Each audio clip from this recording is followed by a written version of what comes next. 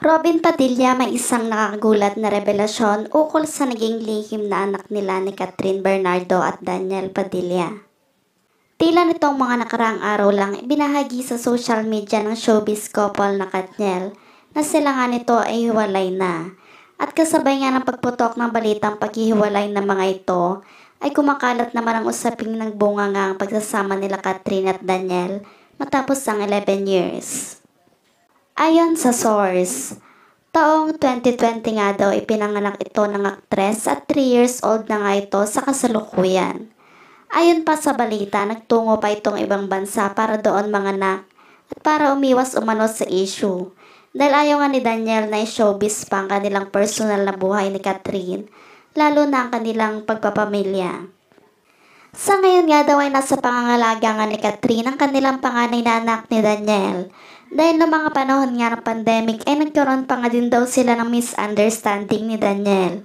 At doon nga daw ay inilihim na lang ni Cathryn na siya ay nagdadalang tao na dahil ayaw niya umanong madamay pa ang bata sa kanilang sitwasyon at ayaw niyang ma-stress. Samantala madami namang fans ng Katniel ang hindi pa din makapaniwala sa mga nangyayari. Dahil sa loob nga daw ng 11 years ay naipag-umbok nga daw ng tiyan ni Cathryn ay hindi nila napansin at wala umanong naging sign ng pagbubuntis ang napansin ng mga netizens dito. Inialintulad pa nga ang dalawang ito sa magkasintahang sina Coco Martin at Julia Montes na takot pang isa publiko ang kanilang relasyon at anak. Subalit ngayong araw naman, hindi na nga din napigilan ng kapamilya aktor at senador na si Robin Padilla na magsalita na sa kumakalat na issue na patungkol sa lihim na anak nila Cathryn at Daniel.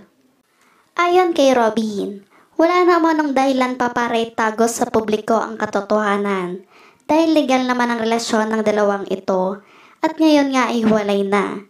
Sina Cathryn at Daniel kaya naman wala na umanong mawawala pa at masisirang karera dahil sa ngayon nga ay magkakanya-kanya na sila antong buhay at karir.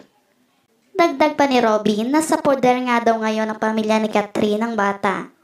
Nahihiram naman daw ito ni Daniel pag gusto nitong puntahan ng anak at nagsusustento pa ito sa anak kahit wala na sila ng dating girlfriend nitong si Cathryn.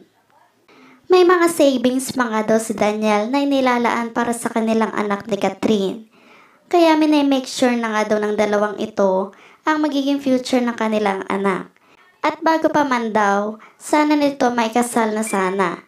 At aminin ang katotohanan sa publiko ang tunay na naging dahilan ng hiwalayan ng dalawa. Ngunit ito nga nangyari ng karumal-dumal na nangyari. Kaya sa huli ay wala na din silang nagawa at pinag-usapan na lang ang mga bagay-bagay.